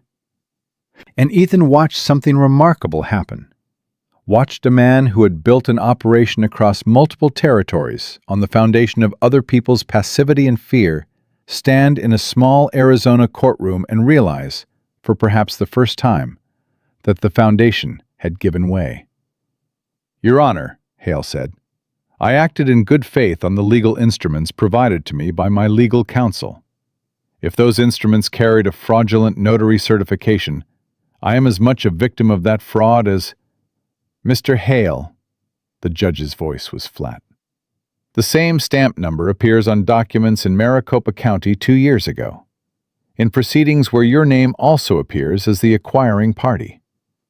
I am not inclined to accept a good faith argument this morning." He looked at the marshal, who was standing at the back of the room, with an expression that suggested he had been hoping this particular proceeding would not require him to make any decisions, and was now being required to make one. "Marshal Webb, you'll want to be in contact with the Territorial Prosecutor's Office before Mr. Hale leaves Dry Creek." The room went very still. Marshal Webb straightened, nodded. "Yes, Your Honor." Hale stood at his table for a moment that lasted about 4 seconds and felt considerably longer. Then he sat down, slowly, and the patience in his face had become something else entirely. The particular stillness of a man recalculating every option and finding fewer than he expected. Pratt was already leaning in, whispering. Hale didn't respond. Judge Carey looked at the room full of ranchers. "The property claims filed against Holloway, Reyes, Calhoun, and Dodd are dismissed on the basis of fraudulent legal instruments," he said. "The court will forward its findings to the territorial prosecutor and the Federal Land Office for further proceedings." He paused. "Are there any other matters before this court?" Lydia stood up. The room turned to look at her. Even the judge, who had not previously acknowledged her presence, looked at her with the focused attention of a man who has been watching the shape of events and has learned to notice who is at the center of them. "Your Honor," she said, and her voice was clear and steady and carried to every corner of the room. "My name is Lydia Hart. My father, Daniel Hart, lost his property in Flagstaff, Arizona, under a claim instrument that carries this same notary seal. The fraudulent document is on record with the Yavapai County Territorial Court. I am requesting that the court's findings today be formally transmitted to the Flagstaff Territorial Office as supporting evidence in a challenge to that prior ruling. The room was completely quiet. Pratt started to rise. Hale put a hand on his arm and stopped him. Judge Carey looked at Lydia for a long moment. "Your request is noted and will be entered into the record," he said. "The transmittal will be made." A pause. "I am sorry for your family's loss, Miss Hart. The process of recovery will take time, but the record will reflect what happened." Lydia sat down. Ethan didn't look at her. Not because he didn't want to, but because if he looked at her right now, in front of all of these people, what was on his face would be more than he was prepared to make public. He looked at his hands instead. The room emptied slowly, the way rooms do after something significant. People moving in clusters, speaking in low voices, the particular release of tension that expresses itself in handshakes and exhaled breath, and the occasional short, disbelieving laugh. Jed Holloway found Ethan by the door. He shook his hand with both of his and didn't say anything for a moment, which was more than most words would have been. "Your father's name is cleared," Ethan said. Jed's throat worked. "Yes," he said. "It is." Minnie Calhoun walked past and squeezed Ethan's arm without breaking stride, which from her was equivalent to a standing ovation. Frank Dodd stopped and looked at him with the sheepish directness of a man acknowledging that he'd needed more convincing than the situation turned out to require. "I'll ride by your place next week," he said. "That south pasture fence you've got. I've got timber you could use." "I'll take it," Ethan said. Tom Briggs was last. He stopped beside Ethan and looked at Lydia across the room, where she was talking quietly with Aldridge. And then he looked at Ethan, and his face held the particular expression of a man who has several things he could say and has decided to say the most essential one. "She came out of nowhere," Tom said. "She did," Ethan said. "Good thing for all of us, she did." "Yes," Ethan said. "It is." Tom put his hat on and walked out. Hale left Dry Creek by midday. He left with his men and his lawyer and under the informal escort of Marshal Webb, who had indeed been in contact with the territorial prosecutor and whose previous discomfort about making decisions had apparently resolved itself sharply in the direction of enforcing the law. He left with the particular quality of a man who is not finished, not beaten in the permanent sense, because men with money and lawyers are rarely permanently beaten, but who has been stopped here, in this place, by people who refuse to stay beaten themselves. Ethan watched him ride out from the yard of the livery stable. He didn't feel triumphant. He felt something quieter and more durable. The same feeling he got at the end of a long cattle drive, when the herd was safely in and the work had held. Not glory. Completion. He turned and walked back to where Lydia was waiting with the horses. She had been watching Hale leave too. She turned when she heard Ethan's boots on the ground. "It's not over for my father's case," she said. She said it clearly, without bitterness, just as a fact she was holding carefully. "The territorial process, I know," he said. "It could be months, could be longer." "I know that too," he said. He took Birch's reins from her, and they walked the horses toward the road. "Aldridge said he'd handle the transmittal personally. He's going to Flagstaff himself." She looked at him. "When did he tell you that?" "This morning, while you were talking to Judge Carey." He paused. "He also said, and this is his professional opinion, not mine, that with the Dry Creek findings on record and 4 properties disqualified, the Flagstaff challenge has a strong foundation." His word. Strong. Lydia walked in silence for a moment. "Strong," she repeated, like she was testing the word, finding out if it held weight. "Strong," Ethan said. She nodded once. And then she did something he hadn't seen her do before. Something small and private that she probably didn't know he noticed. She pressed her hand flat against her sternum for just a moment, like she was checking that her heart was still where she left it. He looked away and let her have the moment. They rode home slowly. There was no urgency now in the pace, no hard miles to cover before something else moved against them. The urgency of the last week had burned through and left something calmer, something that had room in it. "What will you do now?" Ethan asked. She rode beside him for a moment before answering. "I need to go to Flagstaff, to see my father, to tell him, in person." She paused. "And to file the challenge myself, with Aldridge's documentation. I want to be the one who files it." "When?" he said. "Soon," she said. "A week, maybe?" He rode in silence for a stretch. "You'd come back," he said. It came out somewhere between a question and a statement, and he let it sit there in that uncertain middle ground, without trying to resolve it. She looked at him sideways. "The garden won't be ready for another month," she said. "Someone needs to be here for that." He didn't smile. He felt something much larger than a smile, actually. Something he didn't have a word for yet because it hadn't been in his vocabulary for 3 years, and he'd forgotten what it felt like to need it. "The garden," he said.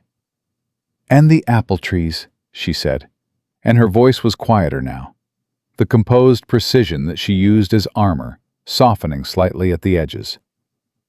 "You said you haven't walked up to the North Creek since Clara planted them. I'd like to see if they're still growing." A pause. "I'd like to see what they've become without anyone watching." Ethan looked ahead at the road. He thought about apple trees growing for 3 years without anyone walking out to them, pushing their roots deeper in the dry soil, holding out longer than you'd expect. Good land. Always. "I'll take you up there," he said, "when you get back." "All right," she said. The week passed the way weeks pass when they're full of ordinary things, which is to say fast, and with a texture that only becomes clear in retrospect. Lydia wrote 3 more letters, 2 to Aldridge, 1 to the Flagstaff family who had taken in her father, letting them know the shape of what had changed and what was coming. She spent 2 afternoons in the garden, and by the end of the week the winter squash was planted, and the soil she'd turned over had the particular deep color of ground that has been properly worked for the first time in years. She fixed the back window latch on her last day, the one she'd come in through on the night she arrived. She fixed it without mentioning it, and Ethan found it in the evening, testing it with his hand, the clean, solid click of something that finally held, and he stood there for a moment in the kitchen, holding the window closed. She came to say goodbye the morning she left. He was at the corral. She had her travel bag, and the horse Tom Briggs had loaned her for the trip, and she stood there in the yard with the particular quality she'd had the night she arrived. Composed, contained, carrying more than was visible on the outside. Except that it was different now. She'd been carrying loss when she arrived. What she was carrying now was harder to name, but it had direction to it. It was pointed towards something. "The squash needs water every 2 days," she said. "Not every day, every 2. "I know how to water squash," he said. "You haven't watered anything in 3 years," she pointed out. He couldn't argue with that. "Every 2 days," he said. She adjusted the bag on the saddle. Then she turned and looked at him directly, the full, unguarded version of the look he'd seen only once or twice, in Aldridge's office, and in the narrow space beside the courthouse in the dark. "Ethan," she said, "when I came here, I was out of road." A pause. "I want you to know that what you did, what you chose, it wasn't a small thing. For my father, for Jed, for all of them." Her voice was even, but just barely. "You didn't have to choose any of it." "I know," he said.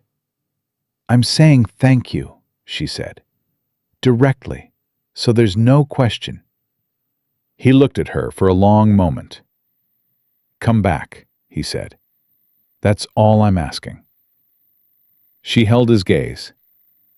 "I'll come back," she said. She rode out. He stood in the yard and watched until she was past the east fence line and the dust had settled and the morning had gone completely quiet around him.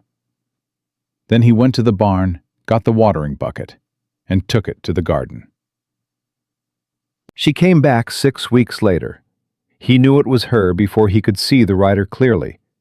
Knew it by the horse's pace and the particular set of the figure in the saddle, that straight-backed, forward-leaning posture of someone riding with intention. He was at the fence line on the north side when she rode in.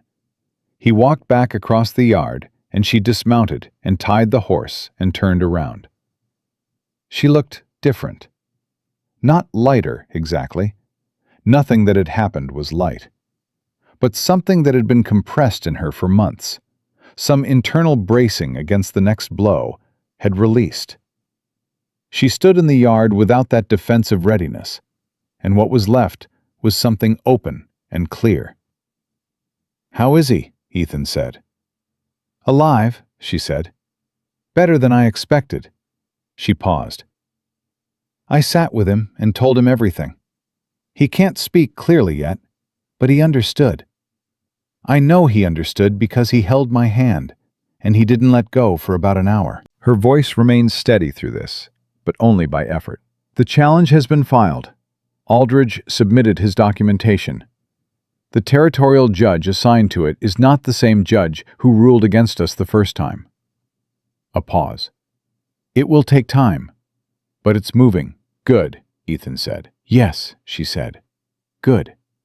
She looked around the yard, at the fence line, the corral, the south side of the barn where the new shingles he'd put up last week were still bright against the older wood. She looked at the garden, and even from here you could see the squash growing, low and spreading, exactly the way she'd said they would. "You watered every 2 days," she said. "I said I would," he said. Something moved across her face, simple and complete. She reached into her travel bag and pulled out a folded piece of paper, held it out. He took it, opened it. It was a drawing, a rough pencil sketch, clearly done from memory, of an orchard. 4 trees in a row, roughly done but precise in the way that personal memory is always precise. Each tree with its own character, the spacing between them captured exactly. "I asked my father to draw them," she said. "He couldn't write, but he could still draw. That's what the apple trees looked like when my mother planted them." She paused. "I thought, if we're going to plant more along your North Creek, you'd want to know what a good orchard looks like when it starts." Ethan looked at the drawing for a long moment. He looked at the 4 trees, sketched by a sick man's hand from 30 years of memory. He looked at the space between them, the careful distance that good planting requires. "We'll go up there tomorrow," he said. "To the creek. See what Clara's trees need." "Tomorrow," she said. "Yes." He folded the drawing carefully and put it in his shirt pocket, against his chest. She went to see to her horse. He went back to the fence line, and the ranch moved around them with a particular ease of a place where the work is being done by the right people. Unhurried, steady, building toward something. That evening she cooked. She hadn't asked. She hadn't announced it. He came in from the barn, and the smell hit him exactly the way it had the first night. Warm bread, something thick and good on the stove. The particular quality of a lived-in house that has had too many cold and empty years. And Lydia was setting 2 plates on the table. Just like the first night. Except nothing about it felt like the first night. Nothing about it felt like a surprise, or a question, or a careful transaction between strangers. It felt like what it was. He sat down. She sat across from him. The lamp burned warm between them, and the kitchen was quiet in the way that rooms are quiet when they're full of the right things. After a while, she said, without looking up from her plate, "The garden will be ready in 3 weeks." "I know," he said. "We should think about the south pasture after that," she said, "for spring." "I've been thinking about it," he said. She looked up. "And?" "I think it can hold 30 head," he said, "with the right grass and a reliable water rotation." She looked at him for a moment, and the look on her face, direct, warm, unguarded, carrying the long, quiet history of a week of fence work and the morning of testimony and 6 weeks of waiting and a drawing of an orchard in his shirt pocket, was the most complete thing he had seen in longer than he could accurately remember. 30 is a good number," she said. "It's a start," he said. They went back to eating. Outside, the garden grew in the dark. The apple trees on the North Creek held their roots in the dry soil and waited for the morning. The fences stood straight along the property line, and the lamp in the window of Ethan Cole's ranch burned the same way it had burned the night he rode home and found a stranger at his table. Warm, steady, visible from a long way out. Only now it burned for two, and Ethan Cole, who had spent 3 years keeping every light in the place dark on purpose, finally understood that the bravest thing a broken man can do is let someone show him where the warmth went, and choose with both eyes open to let it stay.